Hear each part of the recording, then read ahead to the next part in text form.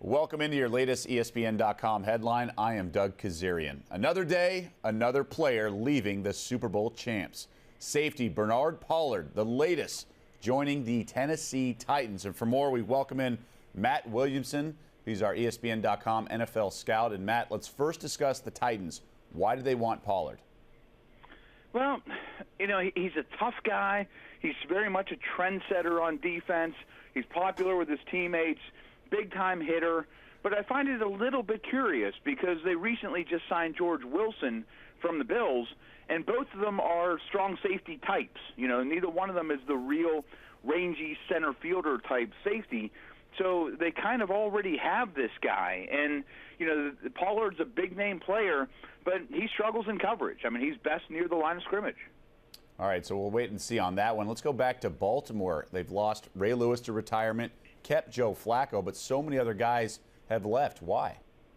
Yeah, I mean, it's just a cap situation with, you make your quarterback the highest paid player in NFL history. It's going to have ramifications with the rest of your roster. And they went all in this past year, and it paid off. So, I mean, I'm sure Ravens fans are down right now, but this is a good problem to have. You're picking 32nd in the draft. People want your guys. You got rings on your fingers, so that's what you play the game for. But it is a little curious. They lost Ed Reed yesterday, so this is the second safety in 2 days that they lost. I mean, that could be 5 or 6 starters on defense that are out. It's going to be a very different team. But I think Ozzie Newsome is amongst the very best talent evaluators and general managers overall in the league, and he does a really good job of finding late bargain-type free agents as we get closer to the season, and veterans out there are willing to sign cheaper deals. Matt, you mentioned Joe Flacco's contract, the richest in NFL history.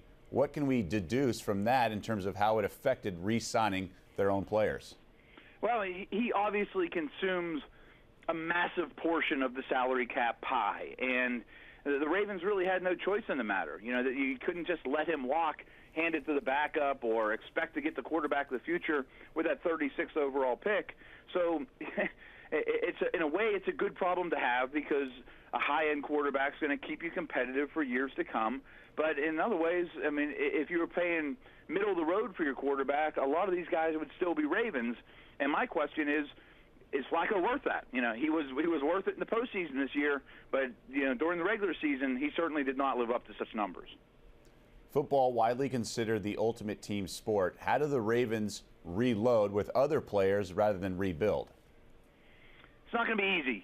Again, they're picking at the end of the round. They're a very good drafting team. They do have some young players that are interesting. Their best cover guy, Ladarius Webb, missed a large portion of the year. He comes back, and that should be very beneficial. Suggs, you got to think he's going to be healthier this year. Same with Nada, but those guys are getting up in age, so that's interesting from a defensive perspective.